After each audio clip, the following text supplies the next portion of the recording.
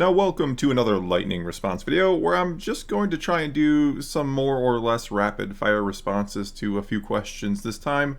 Again, I have been lately getting a ton of questions, so thank you so much for that. And generally, over the last few weeks now, I've tried to do some longer videos, some thunderous ramble videos where I answer a bunch of questions all in one long video. But unfortunately, I only have time for a few this week, so let's waste none of that time and get right to it.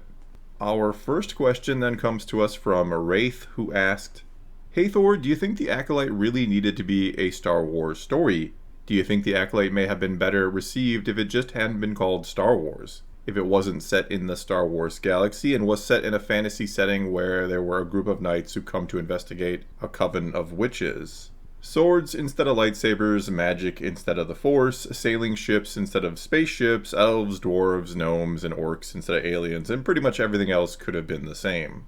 There would be no canon to break. They could have created whatever type of lore for the setting they wanted, and it wouldn't have mattered as much if it was highly political because it would have been a new IP. Do you think not being associated with Star Wars would have given the Acolyte a better chance for success?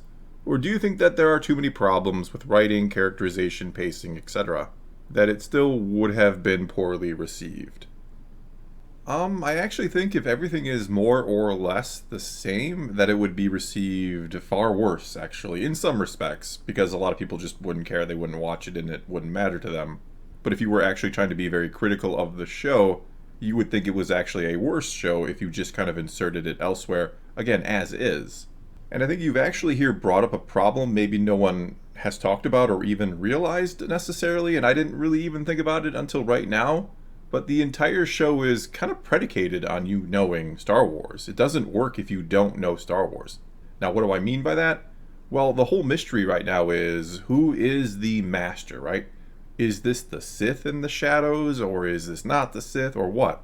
And if we didn't have that, if as Star Wars fans we weren't interested in knowing, is this the Sith? Could it be Plagueis or Tenebrous or whatever else it might be? A new master we don't know? Why would we be interested in that? The show has given us no reason to actually care about who these people are in the shadows or why they are a big deal. Now again, as Star Wars fans, since we know the prequels, we know what's going to happen, we know the Sith are a big deal. But the show in and of itself has not given us a reason to actually care about them. And what might be even funnier here is they don't want to say the word Sith in the show, it seems. When we have that kind of discussion, when they discuss who might be training them, they say it might be something worse, but they don't say it might be the Sith. So in this really odd sort of way, the show in itself has not given us a reason to care about what is going on in the show when you think about it. If you took this in isolation, if you, again, shifted it to a fantasy world, you would have to build the lore, right? You wouldn't just watch this at face value and be interested because you wouldn't care. Because you wouldn't know why this even matters to anything. We see this group of knights or Jedi, depending on which one we're in, and they just kind of seem like they're full of themselves. Like they only care about their image and they're not really doing things the right way. So we don't really have a reason to care about them other than the fact we know they're Jedi. And you have this enemy who is kind of operating in the shadows, and there's like one of them, and we don't know what they really even are, or what the threat is behind them, or why there is a threat because there's only one of them. So yeah, in a way, I would actually argue it would be critiqued more in some ways because it would just be bad. It would be so vague that people would be like, well, why should I care? I don't understand why any of this matters even in the universe. Though in some ways it would be critiqued less because since this is Star Wars, people are going to compare it to Star Wars, and well, I don't think it's very good when you compare it to that either. Alright, and now on to this question from Ethan B, who asked, "Hey Thor, do you think there was ever any legitimacy to these Mando-era reset recon theories where people were thinking Ahsoka could use the world between worlds to reset the timeline and erase the sequels, or at least allow there to be a separate continuity? Or was this just desperation from fans that couldn't imagine that the highs of Andor or Mando Season 1 and Season 2 could exist in the same world as The Last Jedi or Rise of Skywalker?" And I think I'm going to answer this with a hypothetical. Let's say that somehow, some way, you were able to go into Bob Iger's office at Disney and present him with unequivocal proof that if he retconned the sequels, or that if Disney and Lucasfilm retconned the sequels, and started a new continuity or picked up off the end of Return of the Jedi and did something new with it, that they would make twice as much money in the next 10, 15, 20 years than they would if they kept the sequels as is. What do you think Bob Iger or Disney, what do you think they would do? Do you think they would hold to the sequels, or do you think they'd retcon them and make something new and make all that money?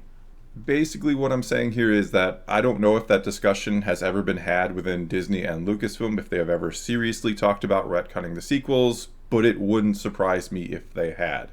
It wouldn't surprise me if they would take whatever option if they thought it was going to make them a lot more money. Star Wars itself doesn't matter to them. The story itself does not matter to Disney. How much money they make does. And if they thought a certain course of action was going to lead to a lot more money, you better believe they would retcon the sequels. Okay, and moving right along, we now have a comment from John 2001 Plus, who asked, "Hey Thor, it is too early to say that the Acolyte violates lore or is badly written. We have barely seen the story. The episodes are short and we get the story in small chunks. I might agree after another episode or two, but the show deliberately keeps us in the dark to create a mystery. Some might not like this form of storytelling, but they told us in advance that this is how it was going to go down. They said that we wouldn't find out what the show was really about until at least episode 5. I actually like what I have seen so far. I look forward to seeing how it plays out. Best wishes, John Coffey." And, well, I think the problem with this is that I have to enjoy the first 4 episodes enough. I have to care enough with what I'm given in them to actually make it to the 5th episode, right? I think this even plays into the first question where I talked about, well, if this show wasn't Star Wars, would anybody really be caring about it? And I think that fits here too. If this wasn't Star Wars, would you sit through 4 episodes of kind of vagueness to get to potentially what the point is in the 5th episode? If I wrote a book and it's 1,000 pages long and I said, well, the first half of the book is going to be very vague and kind of boring, but trust me, middle of the book, 500 pages deep, it gets really good. Are you going to read those first 500 pages? Are you going to read my book? I highly doubt it. And that is, no offense, my friend, but that is my problem with this particular argument, which I see a lot. People are saying, well, you got to give it time. You got to give it time. Well, if I'm not enjoying the time I'm putting into it for the first half of it, why am I going to stick around? You can't tell me, well, the end is really good. You just have to suffer through 990 pages of crap. Well, I don't care that much. I don't want to waste my time on a superb ending when the build-up to it is terrible. As they say, it's not about the destination necessarily, it's about the journey to get there. Alright, and our next question here comes to us from This Is Jethro, who asked, "Hey Thor, is there an upcoming Star Wars project that you personally are looking forward to? Is there any hope for things to get better in the near future?" Andor Season 2, I am so looking forward to that. I thought Andor Season 1 was fantastic, and I have a little doubt that Season 2 is going to follow up and be fantastic as well. Or at least it better be, because that is, again, that's pretty much the one thing that I'm really looking forward to. I do try to stay optimistic. I hope that, for example, the Mando and Grogu movie, even though it sounds like a strange idea for a film, I hope that's good. I hope somehow the Rey New Jedi Order movie is good. I always hope things are going to be good, though I can also be skeptical that they will be. Now, that said, in the grand scheme of things, or in general, should we as a collective of fans be hopeful for the future? Is there any reason to think things are going to get better? And well, the day is coming one way or another where, yes, Kathleen Kennedy is going to leave. She is not getting any younger one way or another. Someone will come in and replace her. And as I've said before, that is the moment that Disney and Lucasfilm need to capitalize on. They need to bring someone in here who is going to get people excited again, who is going to promise changes and then deliver changes. Now, they may not even do that. They could potentially bring in somebody worse than Kennedy. I don't know who they're going to bring in. I don't think it is going to be someone we even know. But whoever they do bring in here will very much hold the future of Star Wars in their hands. I mean, obviously they will. But they could fix things if they approach it the right way. The fans will give, I think they will give, whoever comes in next a chance. So there is hope that the next person up can do better. Alright, and now we move on to this comment from Denver Cohen, who asked, "Hey Thor, curious what your thoughts are on Grogu returning to Din so quickly after the incredible and emotional ending of Season 2. I was really looking forward to adventures with Luke and Grogu and watching Master Luke train up the next generation of Jedi. I loved the idea of Luke now training Yoda species. It's like poetry, you know, it rhymes. I feel like Disney treats Luke like a mythical figure instead of arguably the main character of a galaxy, and therefore we don't get to see enough of him. It's such a shame because so many people became Star Wars fans because of Luke. And after episode 6, we're fantasizing about what adventures he will go on, EU, but Disney seems to sideline him for characters like Reva and May and Osha. Keep up the great work. And basically, just like my response to has Disney ever really considered retconning the sequels, I think the reason why Din and Grogu reunited so quickly was because they thought that would make them more money. I fully believe that that was not so much a writing decision on the part of John and Dave, that it was Disney saying, hey man, these green puppet toys, they sell like hotcakes. We need you to get him back together with the shiny guy so we can keep selling toys and merchandise. As for Luke and the way they seem to treat him, well, some people believe, and I'm not saying I necessarily agree, but some people believe they don't necessarily want him to be the main character of the galaxy far, far away, that they want to bring in other characters instead of it being him. And that is then the reason why they are so reluctant to use him. Others, I think, would agree with you that maybe it is because he is more of a mythical character, that you don't really want to use him all the time. You don't want to kind of wear him out, I guess you could say. That could certainly be the reason why they don't use him. Another reason is because, well, as we know in the sequels, they kind of tarnish his image, and they're not entirely sure how to use him now. It might feel a bit antagonizing to people who don't like the sequels if you bring him in and have him be all heroic only to fall apart come the sequels. I don't know. I don't know why they have handled Luke the way they did. I don't know why they did with him what they did in the sequels. And I'm very curious to see what they do with him going forward, especially with the Dave Filoni movie coming up, which will seem to be the culmination of whatever they're starting with Thrawn. Do you bring in Luke? Do you not bring in Luke? What do you do with him? I don't know. Very curious to see what the future of Luke Skywalker in Star Wars looks like. Alright, and I'm going to do one more question here, and my apologies. There are tons and tons and tons of great questions that I would love to do and will try to do in a future video, or as always, you can just keep asking them and hopefully eventually I will get to them. But anyway, our final question here comes to us from Katherine Luen, who asked, hey Thor, I was wondering what sort of evidence there was for how more casual fans are feeling about the Acolyte as opposed to more hardcore fans. I ask as someone who has only recently become a deeper Star Wars fan.